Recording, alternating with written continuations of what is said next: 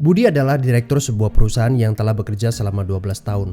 Gajinya besar, di atas 100 juta per bulan. Dia pikir tak ada karir yang lebih baik lagi dari apa yang dia kerjakan sekarang. Punya rumah dan 2 mobil. Anak-anaknya sekolah di sekolah terbaik di kota. Tiap weekend pergi jalan-jalan sekeluarga, shopping, makan di restoran yang enak, dan setiap tahun bisa berlibur 2 kali ke luar negeri. Wow, kehidupan yang nyaman sekali. Tiba-tiba krisis melanda. Perusahaan tempat dia bekerja bangkrut dan Budi kehilangan pekerjaan. Dunia terasa gelap.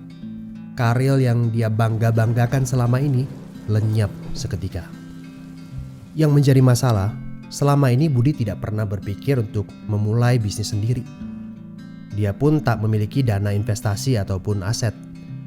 Budi berpikir, tenanglah, bulan depan bakal terima 100-an juta lagi kok.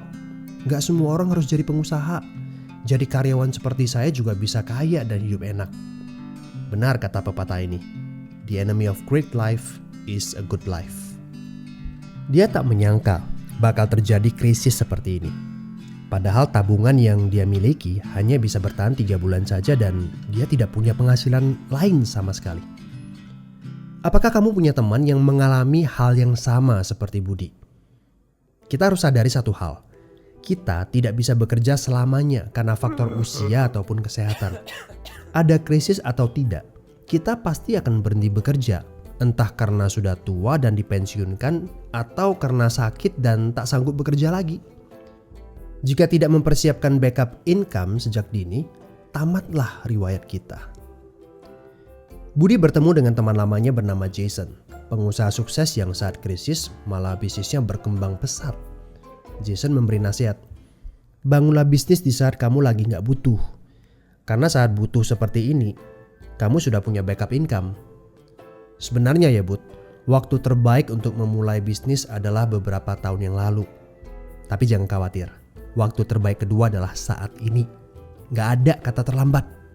Dari pengalaman Budi, kita belajar bahwa penghasilan yang besar saja tidak cukup jika itu sangat bergantung kepada pekerjaan kita. Sekali kita berhenti bekerja, penghasilan pun ikut berhenti. Pernahkah Anda berpikir bahwa ada konsep yang lebih baik? Perhatikan ini. Kerja untuk membangun aset produktif untuk mendapatkan income. Saat kita nggak bisa bekerja lagi, aset produktif ini akan memberikan passive income. Jadi, jika kamu punya kesempatan untuk memulai bisnis saat ini, pastikan bisnis yang kamu bangun bisa menjadi aset produktif yang memberikan passive income. Kamu harus punya goal beberapa tahun ke depan bisnis kamu sudah bisa jalan sendiri tanpa kamu. Ini namanya autopilot. Apa boleh buat? Krisis memaksa kita untuk berpikir panjang. Tidak cukup hanya sekedar penghasilan besar saja. Setuju? Tapi bagaimana caranya? Apakah ada bisnis yang autopilot? Jika kamu jeli, ada bisnis yang memiliki sistem yang dirancang untuk berkembang sendiri. Misalnya bisnis waralaba seperti Indomaret, Starbucks, McDonald, dan lain-lain.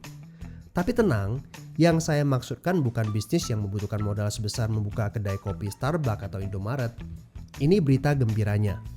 Ada bisnis bersistem dengan modal terjangkau. Tapi saya nggak punya pengalaman bisnis sama sekali. Saya seorang pegawai, saya ibu rumah tangga, saya mahasiswa.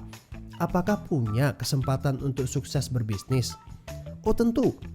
Video ini memberitahu Anda bahwa semua orang punya kesempatan untuk sukses berbisnis asalkan mereka diperkenalkan bisnis yang tepat dan berkolaborasi dengan tim yang memiliki sistem yang telah terbukti.